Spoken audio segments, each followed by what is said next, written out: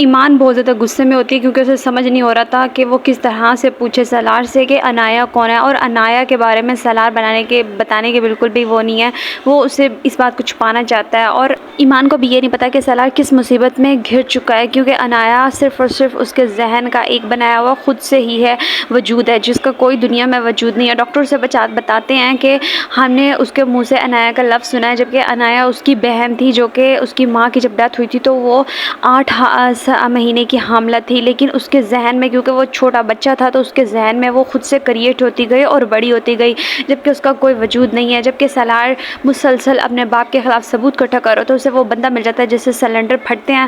زین جو ہے اسے پتہ چل گیا کہ وہ کتنی غلطیوں پہ تھا، وہ آ جاتا ہے۔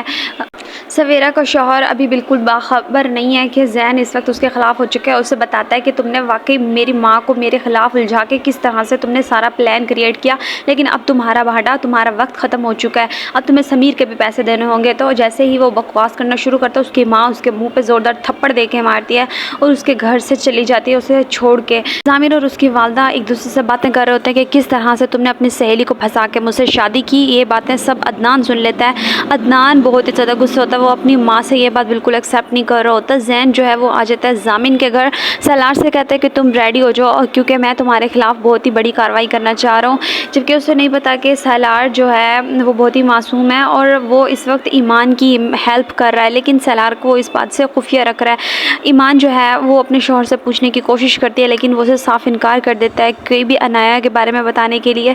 تو وہ اپنے دوست کے پاس جاتا ہے سالار، اور اس سے کہتا ہے کہ میں کیا کروں، مجھے وہ بات میں بتاؤں تو سب ہنسیں گے میرے اوپر، لیکن میں کیا کروں۔